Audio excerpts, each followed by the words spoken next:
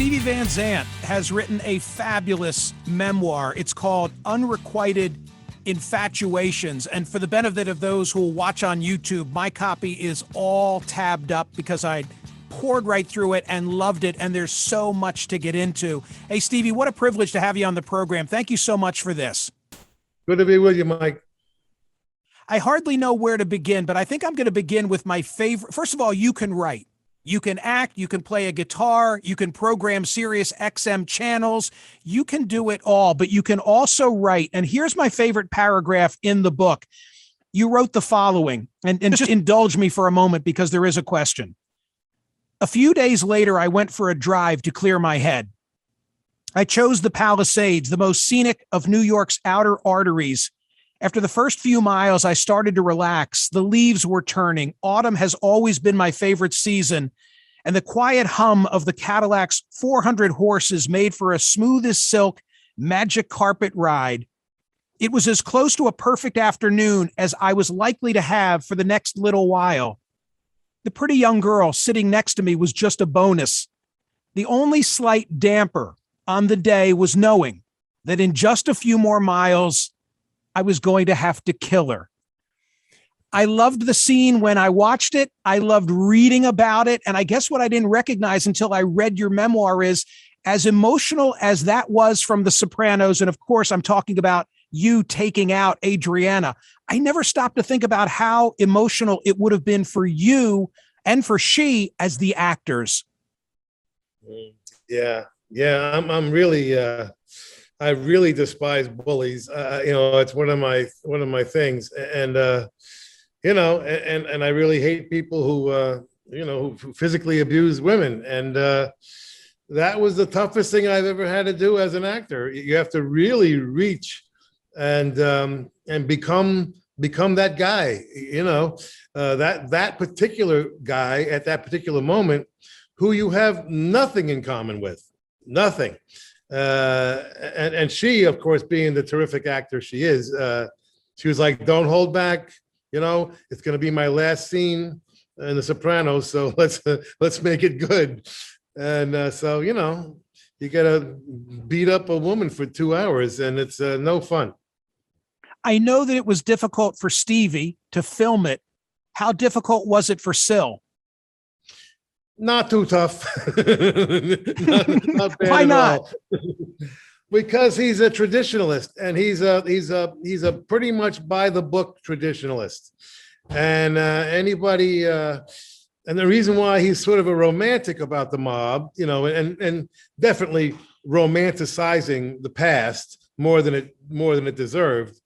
But the reason why he's constantly kind of living in the past, hence his look, his 50s look, is because of all of the modern mobsters ratting each other out. So that there's no forgiveness whatsoever for a rat, and man or woman, and didn't matter that she was just an innocent victim of an FBI sort of sting or whatever it was. Didn't matter to him. He's completely ruthless and merciless when it came to protecting the family and protecting his guy, Tony Soprano. It's interesting that you say that he was a traditionalist, and you remind me of another discussion in the book where we've all, of course, parsed as fans a million times the final scene. But you reveal in the memoir how you were trying to convince David Chase of going in a different direction on the final song. And he says to you, no, Tony was a classic rock guy. And like for you, a light bulb went off and you then accepted it's got to be Journey. Well, yeah. I mean, first of all, it's a silly thing to argue with the guy who created the character, because you're not going to win that argument, but it was just fun. Me and David Chase had a lot of fun with that stuff because he just loves doing the music. Michael, it's his favorite thing. If that's all he had to do, he'd be fine with it, but he just that was the part of writing and directing and producing that he loved the most. So, but we had, we went round and round on that one because I knew it was going to be very memorable, and we had a reputation. The Sopranos had a reputation as just the coolest music, ever. One of the coolest shows for music ever, because David was picking all of these really pretty obscure things, an obscure Kink song, a Johnny Thunders, an Otis Redding, and not the hits either, So it was kind of we had this hip reputation that was about to go out the window, and I got nothing against Journey, believe me, they're the nicest people in the world. They did me a favor, giving me a song. They gave me a song for Lilyhammer, which I'm forever grateful for. But it was already a big hit, first of all, and it was not going to add to the reputation as the coolest show ever for music. That's all. Aren't you the living, breathing embodiment of what our mothers told us about how when one door closes, another opens? You talk about how the 90s were for you a bit of a lost decade, and I'm not the first who's read the book to come to this observation. Maybe it was actually leaving the E Street Band when you did, as crazy as it sounds, but maybe it was ultimately the best thing for you and the best thing for us, those of us who are fans of Stevie Van Zandt. Well, that's how it turned out. And that's why I hope the book is inspirational that way. I wanted it to be more than just, a rock biography, frankly, and the first half of the book is fun, local Jersey kid makes it all the way to the top in rock and roll. And that's a great story. And I'm not, and I'm not in any way ungrateful about that. But the story really begins after that, when my life ended. I mean, I didn't change jobs. I ended my life, and then what happens after that is where it starts to become interesting, and the bigger themes of the book start to emerge. The search for identity, the search for purpose in life, the search for spiritual enlightenment, and those kinds of things that I think everybody can relate to, whether they are into music or not. And I wanted it to be that. I wanted it to be bigger than just a music story. And as it turns out, everything I've accomplished in my life happened after I thought my life ended. So I think there's something interesting in there that people can maybe look at and say, well, no matter how big the disappointment in life, find a way to keep moving forward somehow. And maybe destiny will reveal some things that you don't expect. Okay, I accept everything you said, but you also made those opportunities, because as I reflected on your life when I was finished reading the book, what occurred to me was that if you hadn't done the oldies bit, if you hadn't been in Vegas, if you hadn't spent that year of your life, then maybe you're not so gung-ho on the Rascals, and you're not there to promote them into the Rock and Roll Hall of Fame. And then David Chase isn't there watching you, calling you, even though you're not an actor, and offering you this role, the lead role initially, in what would become the hottest television show of any of our lives. You made your breaks, is what I'm trying to say. Well, I mean, I was able to, I was flexible enough to deal with them when they came. But Michael, all of those things were completely out of bizarre circumstance. I didn't plan any of it. None of it. If I hadn't broken my finger playing football, I wouldn't have been in that flag band. Football. Flag football that ended up, that band ended up being the Dovell's backup group on that oldie circuit, and one thing leads to another with me, and I have very little to do with it. So I don't want to, I don't want people to get this impression that I have this amazing life plan that I've been following. I mean, it's just not that way. Yes, I wanted to make it in rock and roll. That part of it was all my willpower and whatever.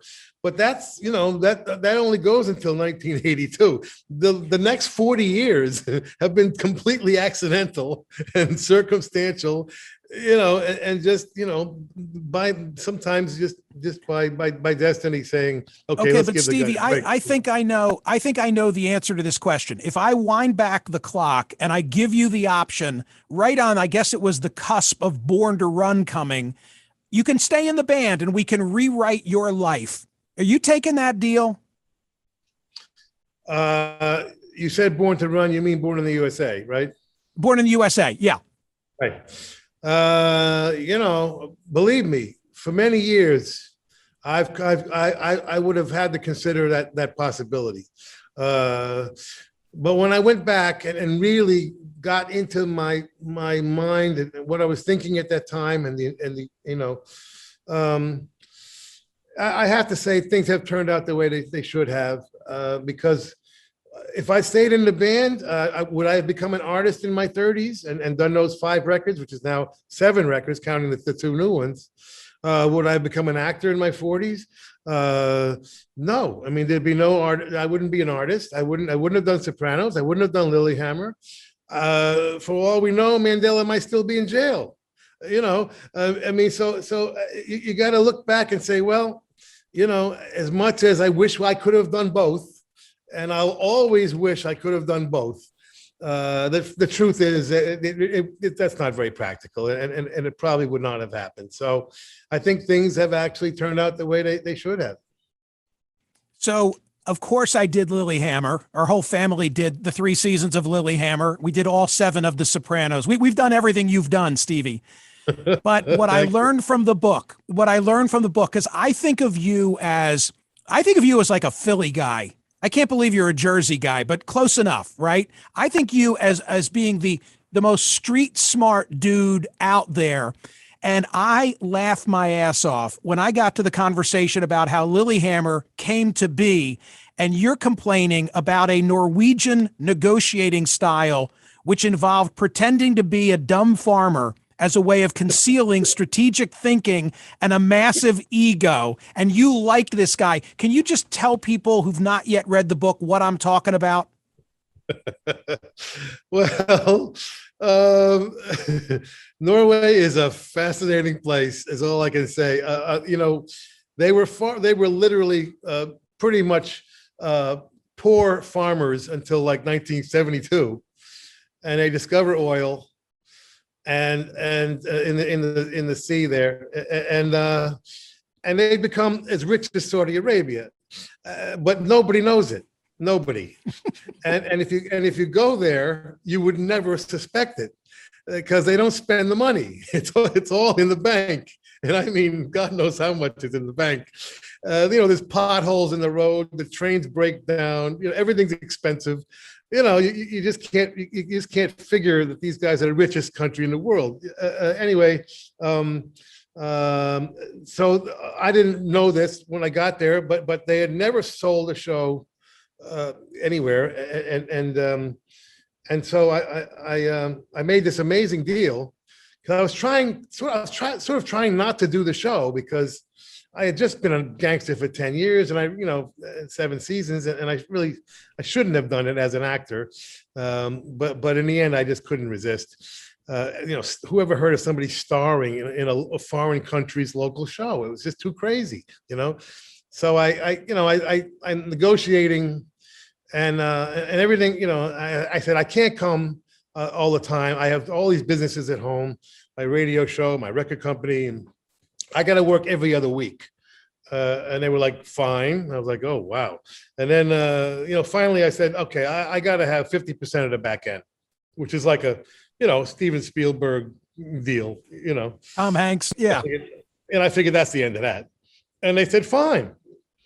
And, and then I would only find out later, I don't want to give the full punchline away, but I would only find out later that they never had sold a show to any country before. So they didn't care about the back end. There never had been any back end, never in the history of Norway, So, they would have given me 100% of the back end, And then there's another punchline that comes in the book. I don't want to reveal, but basically, they hustled me, pretending like, they're like dumb farmers, and they basically hustled me completely. And I've got this impression in my head of like some giant guy named Sven, right? Looking like he just came off the farm or off the rugby pitch.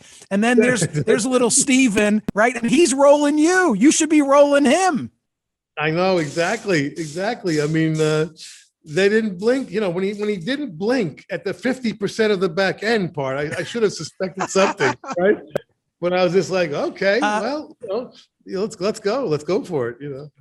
Hey, I'm of a certain age. I'm of a certain age when you talk about not going to play Sun City. I'm thinking this is going to upset you. I'm thinking of the video. And I guess I'm typical of those who weren't in for the song until there was a video. But thank God you did the video, right? Oh yeah, no, that's the only way anybody ever heard it. Just to show our own apartheid, which of course is now revealing itself times 1,000. But part of the reason for doing the entire project was to reflect on our own country. And there it was. The song was too black for white radio and too white for black radio. So we got no radio airplay. The only way anybody heard that song was on MTV or BET, you know, the Black Entertainment Network. Never got any airplay. Even on Stevie Wonder's station, and Stevie Wonder had been talking about, one of the few talking about South Africa, because it wasn't really a big issue in America. I know people find that hard to believe, but it really wasn't. It was big in Europe, and certainly the United Nations had dealt with it. But the America, it was not a big issue. So nobody really cared about the issue, and musically, it just didn't fit in. I got to tell you, you pull no punches in the book. I promise, Stevie, I won't give away too much, but the Paul Simon revelation knocked me over, because when I got to say this, before I read the book, I didn't fully appreciate your role vis-a-vis Mandela. I do now. But if you had said to me before I read the book, hey, Paul Simon, what do you think? And I'd say, oh, Jesus, Graceland and all of his work led to Mandela. But you've got a pretty big reveal in the book about him, do you not? Well, yeah, and a lot of people, in the movement, of course, know about it. But I was trying to hold the music community together. I did not want us, to have infighting become a distraction. I mean, this was life and death, and I was not fooling around. And having ended my previous life, I was all in on this one. Paulie, who I really sincerely, I actually like Paul Simon, and we've had wonderful conversations through the years, and I have enormous respect for him as a songwriter. He's just one of the greatest. But on this issue, we just could not agree. And back then, he took what was undoubtedly, the only way to actually explain it was a bit of arrogance. He decided he knew better than Nelson Mandela and the ANC and the people of South Africa, and he was going to violate the boycott, and very proudly so, and so I was not imposing my own opinion on the situation. I was doing all this research to find out what the people needed, and Mandela couldn't speak for himself. He's in jail. His party, the African National Congress, are in exile. The Zanian People's Organization are on the lam. So we found out what they wanted, and we represented that position, which was of course the complete boycott. And Paulie opposed that, right, and told you to keep distance from Mandela because Mandela's a communist. That was the part that knocked me over. That was the thing, and in fairness, he denies he said that now, but luckily I had witnesses, and he mentioned his friend Henry Kissinger, who had told him that Mandela was a communist, and and I was just like, don't bring up Kissinger's name with me, because he's not my favorite guy, for a lot of reasons that we won't go into now. But anyway, we ended up just completely disagreeing about this. And in the end, I didn't want to make too big a deal of it at the time, because he just became a minor distraction in the end, and we, I get it. We won. Stevie, in the back of Unrequited Infatuations, you publish your political platform. By the way, when I read elements of it this morning on radio, my producer thought it was my platform. And I love some of the stuff that's in here. For example, people need to use their real names in social media. Amen. I found intriguing that Stevie Van Zandt says, let's redesign new prisons so that prisoners never come in contact with another prisoner. Every one of these is a subject for a lengthy conversation. But I have to say, I circled this. Sex should be legal.